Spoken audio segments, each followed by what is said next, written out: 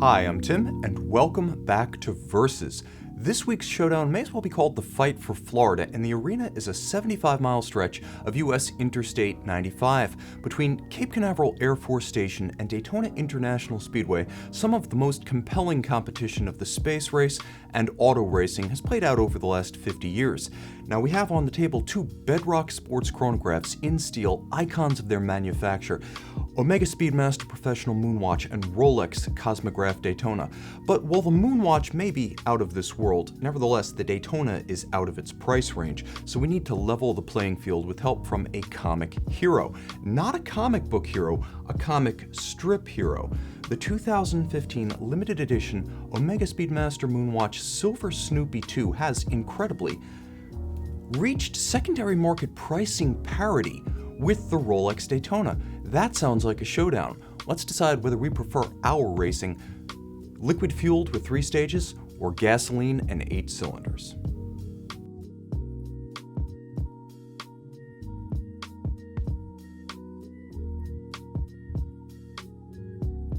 First, let's consider the Omega Speedmaster Professional Moonwatch Apollo 13 45th Anniversary, better known as the Silver Snoopy 2. Very little about the Speedmaster Professional Moonwatch's stainless steel case has changed since 1965. 42mm in total, beveled lugs, and shear guards for the crown and pushers are present and correct. These refinements flank a tachymeter scale that's familiar in form but different in detail. A full ceramic ring with inlaid superluminova calibration endow the watch with durability and visibility unknown to the 3 death-defying members of the Apollo 13 mission.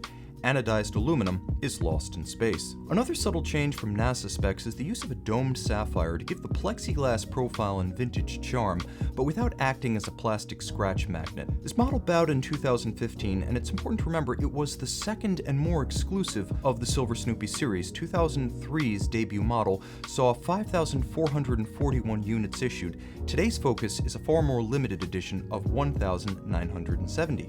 At 48.1mm lug to lug, this is a viable option for wrists as small as 14 centimeters in circumference, and because of the absence of the Rolex Oyster bracelet's solid end links, it's comfortably 3mm shorter across the wrist than the bracelet-clad Daytona. The Silver Snoopy 2 has a wicked second stage worthy of a Saturn V rocket thanks to a bespoke caseback. While Speedmaster limited editions tend to blur together at times, this one is unforgettable by virtue of caseback alone. A literal sterling Silver Snoopy, freehand engraved, graces the reverse of each Apollo 13 45th anniversary, and Snoopy sits atop a navy blue enamel cosmos sprinkled with silver stars. Each caseback literally is unique due to the freehand engraving and the scattered silver. The strap is simple in appearance but richly appointed. Each includes bolstered black textile with a white contrasting stitch on top, a sewn-in gusset strip to prevent gouging from the clasp pin, and a steel folding clasp with the security of a trigger release and hidden slack system to cover up excess strap length. Albino Moonwatch, or at least that's what I thought when I saw the first press photos of the Snoopy 2. The watch comes close to that description thanks to an over-the-top custom dial whose black and white two-tone treatment is a direct reference to the newspaper comic strip Peanuts by Snoopy creator Charles Schulz. Black hands against a white dial base offer peerless functionality that unexpectedly outstrips the legibility of NASA's standard model, and in a delectable stroke of detail, Omega stencils all numerals of the dial in bubble form. Fact and fiction mix on this dial as the line, "Failure is not an option," plays on Ed Harris's well-known line from the 1995 Apollo 13 screenplay. Snoopy lounges at 9 o'clock on the dial, with the iconic phrase attributed via comic-style thought bubble, and 14 comic strip-style frames span the first quarter of the dial. This is both a comic book reference and an acknowledgement of a minor timed maneuver that comprised part of the Apollo 13 recovery effort. Naturally, a Speedmaster professional was involved in timing that evolution.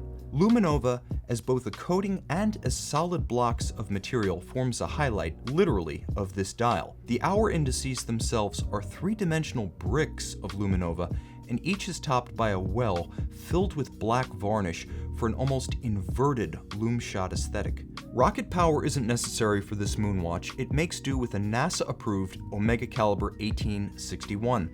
Caliber 1861 is based on the long-serving Lemania 1873 platform, and it is a classic in its own right, with many space excursions safely endured over many decades.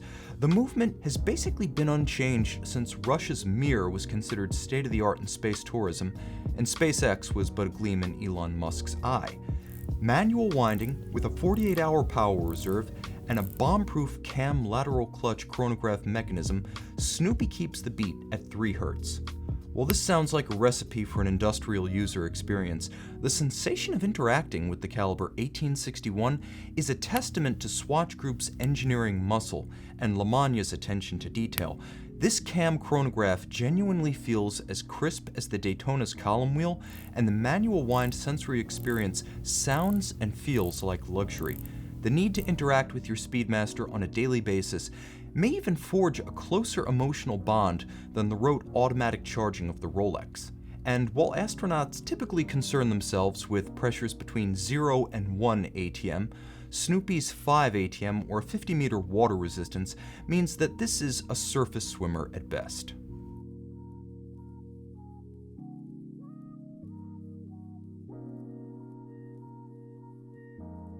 And now we come to the Rolex Oyster Perpetual Cosmograph Daytona. Here we're looking at reference 116500LN. So in terms of case and bracelet, you have to remember that though launched in 2000, the external form of the current Daytona is almost unchanged since 1988. The ceramic bezel, which is its claim to fame in its current iteration, is filled with platinum deposits and exudes a glossy, luxurious quality. The Daytona, all told, is 3 mm thinner than the Omega Moonwatch, but this margin feels greater in practice due to the particular shape of the cantilevered Snoopy tack bezel. In all cases, the Omega, pun intended, wears thicker. The Daytona remains rightfully unafflicted by the elephantitis that appears to have taken hold of the current crop of Rolex dive watches and the GMTs. Those squared-off lugs and sheer slab sides are nowhere to be seen on a Cosmograph. Each Daytona retains the fluid and sinuous lines of bygone Rolex sports models, and the closest comparison in today's Rolex line might be members of the Datejust or the Day-Date families. Lug spacing is identical to the Omega at 20 mm, but can you really imagine setting aside this Rolex Oyster bracelet? It's built with the structural integrity of a battleship anchor and approximates the experience of wearing gold heft from almost any other brand's bracelet. That's how solid this Rolex bracelet feels. It also has a first-rate clasp with Rolex's 5mm EasyLink quick adjustment system. A solid caseback, screw-down crown, and screw-down chronograph pushers don't offer the handcrafted theater of the Omega, but they do keep the Daytona more secure against impact damage and moisture.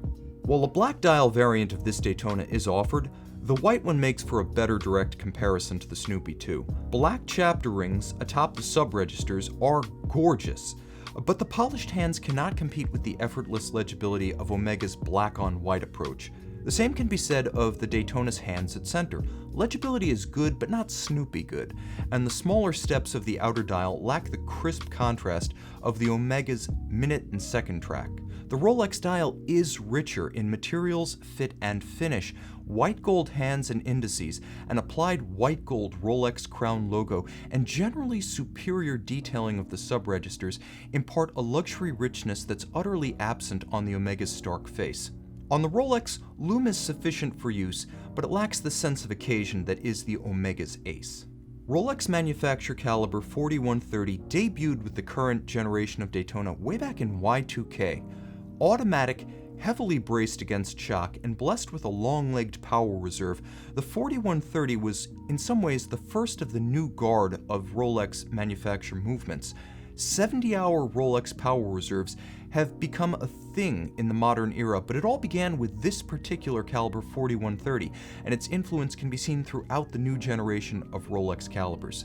Heavily braced against shock, anti-magnetic, and protected to 100 meters, this is a hearty helper for any sports watch aficionado. Full-time chronograph use is not a problem thanks to a vertical clutch, and the column wheel offers bragging rights, if not actual superiority, over the Moonwatch owner in your life. It's important to note that while there hasn't been a COSC certified classical Le Mans-powered Moonwatch since 1994, every current model Daytona boasts this distinction, and then some, as the Rolex is tested as a chronometer as a bare movement by the COSC, then fully cased up and tested beyond COSC standards as a superlative chronometer by Rolex itself.